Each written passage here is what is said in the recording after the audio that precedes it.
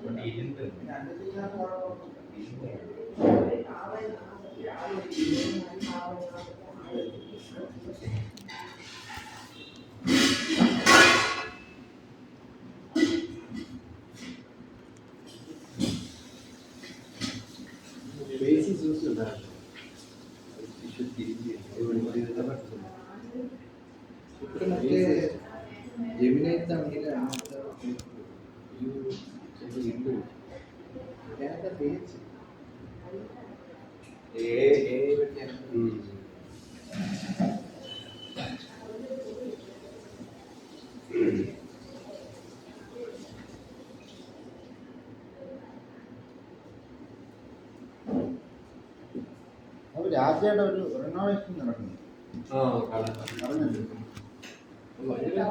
5 കോടി രൂപ ബഡ്ജറ്റാണ്. 5 കോടി രൂപയുടെ ബഡ്ജറ്റ് 5 കോടിയുള്ളൂ. അല്ല, ഈ റിനോവേഷൻ അതായത് നേരത്തെ ഇരുന്ന കട റിനോവേറ്റ് ചെയ്തു. അതില് ആദ്യം പോലെ ആളുകൾ സംശയം പറഞ്ഞുകൊണ്ടിരുന്നല്ലോ. ഇപ്പൊ നല്ല രീതിയിൽ നടന്നു. നല്ല കച്ചവടം. അതായത് ഇനാഗുറേഷൻ എങ്ങനെയാണെന്നുള്ള വായിച്ചത്. ഗിഫ്റ്റ് ഒക്കെ കൊടുക്കും. വരുന്നിടത്ത് നിന്ന് കൂപ്പൺ കൊടുത്ത് ഒരാളെ സെലക്ട് ചെയ്യും.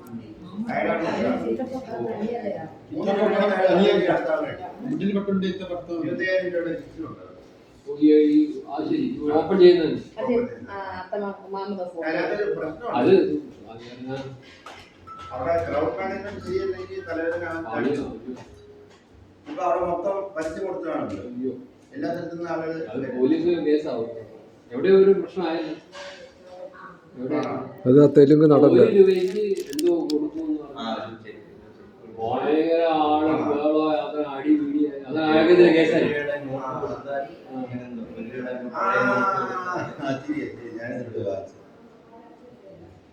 അയാൾക്കെതിരെ കേസായി. ശരിക്കും മാനേജ് ചെയ്തില്ലെങ്കിൽ തലവേദന. നല്ലതിന് വേണ്ടി ചെയ്യുന്ന നേരെ അത് പണ്ട് ലീലാമ്മയുടെ കല്യാണത്തിന്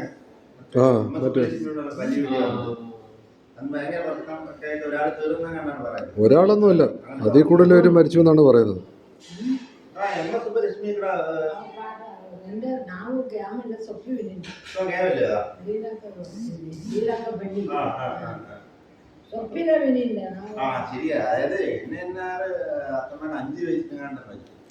അഞ്ചല്ല 3 വയസ്സ്.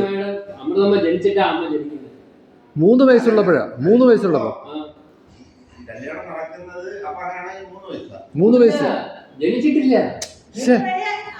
3 വയസ്സ്. അമൃതമ്മ ജനിച്ചിട്ട് അമ്മ ജനിച്ചിരിക്കുന്നത്. അത് പറഞ്ഞാൽ മനസ്സിലാവുന്നത്. അമൃതമ്മ ഇല്ലേ? അമൃതമ്മ ആരാ? ലീലാമ്മയുടെ മോള് മരിച്ചതിന് ശേഷമാണ്, ജനിച്ചതിന് ശേഷമാണ് അമ്മ ജനിക്കുന്നത്. അപ്പൊ പിന്നെ ഇതെന്താ പറഞ്ഞു 3 വയസ്സുള്ളപ്പോഴാ? അത് എന്നെല്ലാറിന്റെ പറഞ്ഞു. എന്നെല്ലാറിന്റെ ഭരണവും ലീലാമ്മയുടെ കല്യാണമായിട്ട് ഇത് കല്യാണത്തിന്റെ കാര്യമാണ് പറയുന്നത്. വേറെ ഈ എം എസ് സുബ്രഹ്മണ്യൻ വന്നാണെങ്കിൽ വേറെ ഒരു സംഭവമുണ്ട്. എം എൽ വസന്തകുമാരി വന്നിട്ടുണ്ട്, കെ പി സുന്ദരമ്പാട് വന്നിട്ടുണ്ട്. അന്ന് എന്നേരം അത്ര ഓൾഡ് ആയിരിക്കും. പിന്നെ ഇവരൊക്കെ വന്നപ്പോഴത്തേക്ക് അല്ല ഈരാമ്മ അപ്പോൾ ഉണ്ട്. നമ്മുടെ മലയാളി ലീലാമ്മയുടെ കല്യാണമാണ് കണ്ടത്. അത് കഴിഞ്ഞ് ബാക്കി കല്യാണം നടത്തിയ എല്ലാം മലയാളി മാമനാണ്. അപ്പൊ ആ ലെവലിലായിരിക്കും നടത്തി. ശാരദാമ്മയുടെ കല്യാണം എന്താണെന്ന് തോന്നുന്നു കെ പി സുന്ദരമ്മ. പിന്നെ കല്ലേശ്ശി അമ്മയുടെ പിന്നെ എന്റെ ലളിതാമ്മയുടെ കല്യാണം ഒരു ഒരു ദിവസം ദിവസം.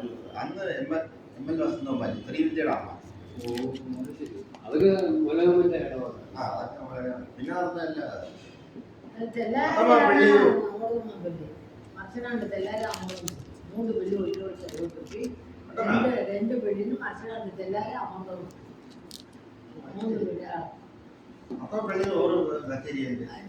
ആ പെണ്ണിയെ ബൊമ്മ കല്യാണത്തിന് അച്ഛൻ ഒരു ക്യാമറ പോലും ഇല്ലായിരുന്നു, ഫോട്ടോ പോലും എടുത്തിട്ടില്ല. ഫോട്ടോനെ സ്ഥല ഓരോ ദിവസം ആലപ്പുഴ